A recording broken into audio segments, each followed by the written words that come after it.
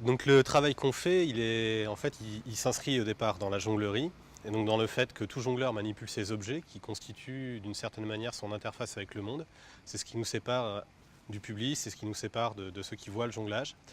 Et ça a été l'idée de départ pour nous pour travailler sur l'interactivité en fait. Donc on crée des objets qu'on appelle intelligents et communicants. En fait, ils se contentent d'exécuter des algorithmes. Un algorithme, c'est assez mathématique, assez basique. Donc comment on va rendre ces objets plus humains, presque des personnages. Il faut qu'on puisse interagir avec eux, qu'ils puissent nous répondre. Il faut que ça aille dans les deux sens. Sinon, on est dans une exécution technique et ça ne nous intéresse pas. Et du coup, là, on travaille beaucoup sur les corrélations de données, c'est-à-dire des informations qui vont venir à la fois de capteurs sur le jongleur, de capteurs dans l'objet, et voir comment ces données mises en corrélation, comment elles communiquent, comment elles peuvent nourrir les algorithmes pour faire des choses qui sont évolutives, qui ne vont pas être fixées, qui vont réagir selon des règles, comme on pourrait donner une règle à des comédiens qui sont sur scène.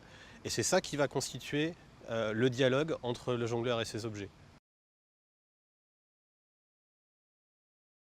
L'interface, une des définitions, c'est la frontière qui sépare deux systèmes. Donc il y a une frontière entre le jongleur et ses objets, entre les objets et le public, entre le public et le jongleur. Donc il va falloir faire communiquer tout ça. Et donc ça peut passer entre autres par le regard. Et le regard, c'est un élément vraiment essentiel du jongleur, puisque nous on travaille sur la coordination oculomotrice.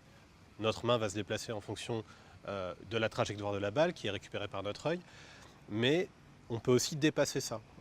Il y a toute une technique dans le jonglage qui consiste à regarder à travers le jonglage par un point qu'on appelle le point de croisement, là où les balles se croisent, qui nous permet d'avoir une vision globale sur notre jonglage et de passer à travers pour voir ce qui se passe derrière.